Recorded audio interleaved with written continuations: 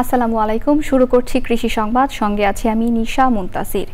এখনকারই সংবাদ আয়োজন একই সঙ্গে চ্যানেল আই এর ইউটিউব চ্যানেল এবং চ্যানেল আই এর ওটিটি প্ল্যাটফর্ম আই স্ক্রিনে লাইভ স্ট্রিম হচ্ছে। অপরিকল্পিত নগরায়নে ভরে উঠছে দেশের জেলা শহর। নতুন ভবন আর অবকাঠামোয় দখল হচ্ছে কৃষি জমি, বাড়ছে পরিবেশ দূষণ, প্রকৃতি হারাচ্ছে তার স্বাভাবিক সৌন্দর্য। ফলে নাগরিকরা বাধাপ্রাপ্ত হচ্ছে মুক্ত বাতাস আর নিরাপদ খাদ্য প্রাপ্তিতে। প্রভাব পড়ছে জীববৈচিত্র্যেও। এই সংকট প্রশমনে নড়াইলের তনিমা আফরিন নিয়েছেন এক অনন্য উদ্যোগ। বিস্তারিত জানাচ্ছেন শাইখ সিরাজ। নড়াইল জেলা শহরের কুড়িগ্রাম, এখানে ৫ তলা ভবনের উপরে এক ঘন সবুজের আয়োজন করেছেন তনিমা আফরিন। নানা রঙের ফুল, ফল আর সবজিদের সাজানো এই আয়োজনটিকে ঘিরে তিনি শহর জীবনেও পাচ্ছেন বহুমুখী উপকারিতা। বাগানের প্রতি, প্রকৃতির প্রতি, গাছপালা, সবজির প্রতি আমার প্রথম ভালোবাসা হচ্ছে আমার মাঠ থেকে। ফুল দিয়ে শুরু করি ছাদ কৃষিটা, তারপরে ফুল থেকে সবজিতে আসলাম, সবজি থেকে ফলে আসলাম। নিজের পরিবারের যতটুকু চাহিদা তার 3 ভাগে 2 ভাগ আমার ছাদ থেকেই আসে স্যার। এই সৌন্দর্য আর নিরাপদ খাদ্য উপভোগ করছেন পরিবারের অন্যান্য সদস্যরাও। আমার কাছে খুবই ভালো লাগে। মাঝে মাঝে আমার ফ্রেন্ডরা আসে, ওরা এসে তো অবাক হয়ে যায়, বলে যে কি এত সুন্দর। ওরা কি কেউ করেছে? হ্যাঁ, মাঝে মাঝে এখান থেকে আমার ফ্রেন্ডেরা গাছ নিয়ে যায়, ওদের ছাদে লাগায়। আমি হোস্টেলে থাকি, আমার হোস্টেলের বারান্দায় কিন্তু গাছ আছে। ফসলের চারা তৈরি করেও এই উদ্যোক্তা সৃষ্টি করেছেন ঘরোয়া উপার্জনের নতুন পথ। ছাদে তো মনের শান্তি আছেই, ফল ফ্রুট সবজি তো আছে। তাছাড়া প্রতি বছর প্রায় লাখের উপরে আমি শুধু 3 ফলের চারা বিক্রি করেছি। এখন আমি অ্যাডেনিয়াম বিক্রি করি, আমি এখন বেদানার চারা বিক্রি করি, মিষ্টি তেঁতুলের চারা বিক্রি করি, রয়্যাল ফলের চারা বিক্রি করি। অসাধারণ এক সবুজের স্বপ্নরাজ্য গড়ে তুলেছেন আফরিন। মায়ের কাছ থেকে পাওয়া কৃষি জ্ঞানটুকু শুধু ছাদ কৃষির শৌখিনতা কিংবা ভালো লাগার ভিতরে সীমাবদ্ধ রাখেননি, এটিকে একটি বাণিজ্যিক রূপ দিতে চাচ্ছেন। একই সাথে এলাকার অন্যান্য বাসিন্দাদের কাছে হয়ে উঠেছে এটি একটি দৃষ্টান্ত, এবং এর ফলে বিস্তার ঘটছে এই এলাকায় ছাদ কৃষি। নড়াইলের কুড়িগ্রাম থেকে শাইখ সিরাজ, চ্যানেল আই। এ নিয়ে বিস্তারিত প্রতিবেদন দেখবেন আগামীকাল বেলা 3:05 হৃদয়ে মাটি ও মানুষের ডাক অনুষ্ঠানে। চাঁদপুরের পদ্মা মেঘনা নদীতে বুধবার মধ্যরাত থেকে শেষ হচ্ছে জাটকা রক্ষায় 2 মাসের নিষেধাজ্ঞা। নদীতে নামতে ইতোমধ্যে সকল প্রস্তুতি সম্পন্ন করেছে জেলার প্রায় 50,000 জেলে। সংশ্লিষ্টরা বলছেন, অন্যান্য বছরের তুলনায় এবছর জাটকা রক্ষা অভিযান সফল হয়েছে। মোর্শেদ আলমের তথ্য, ভিডিও চিত্রে আল মুকসিদের রিপোর্ট।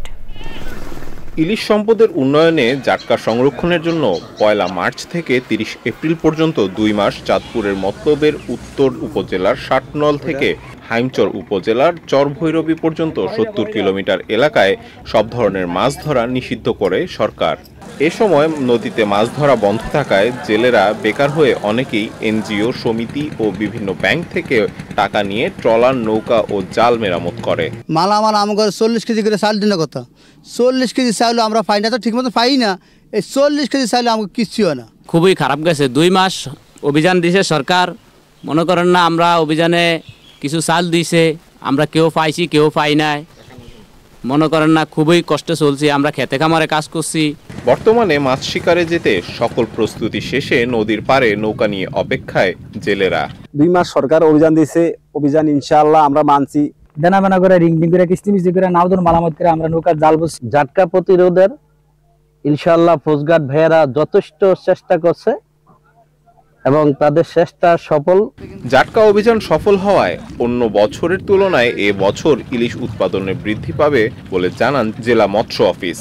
এটা আমাদের 10টি স্পিডবোট, আমাদের গুরুত্বপূর্ণ যে খালগুলো আছে খালের মুখে রাখা হয়েছে, যাতে জেলেরা দল বেঁধে তাদের ওই নৌকা নিয়ে না নামতে পারে। আগের যে বহর ছিল আমরা শুনতাম, সে বহর কিন্তু আমরা গত কয়েক বছর থেকে বহর নামতে দেখছি না। চাঁদপুরের পদ্মা মেঘনায় মধ্যরাতে শেষ হচ্ছে জাটকা রক্ষায় 2 মাসের ইলিশ ধরা নিষেধাজ্ঞা। আল মুকসিদ, চ্যানেল আই। খাগড়াছড়িতে মিষ্টি ভুট্টার চাষ করে লাভের আশা করছেন মাধ্যমিক বিদ্যালয়ের শিক্ষক ছোটমণি চাকমা। বাজারে চাহিদা থাকায় জেলায় আরও কয়েকজন কৃষক মিষ্টি ভুট্টার চাষ করছেন এবার। খাগড়াছড়ি প্রতিনিধি আজহার হীরার তথ্য, ভিডিও চিত্রে রাজীব আহমেদের রিপোর্ট। খাগড়াছড়ি পৌর শহরের খবংপুরিয়া গ্রামের একজন সফল চাষী ছোটমণি চাকমা। তিনি যে ধরনের চাষাবাদী করেন সেখানে মেলে সফলতা। শিক্ষকতার পাশাপাশি আধুনিক কৃষিতে তার বিশেষ ঝোঁক।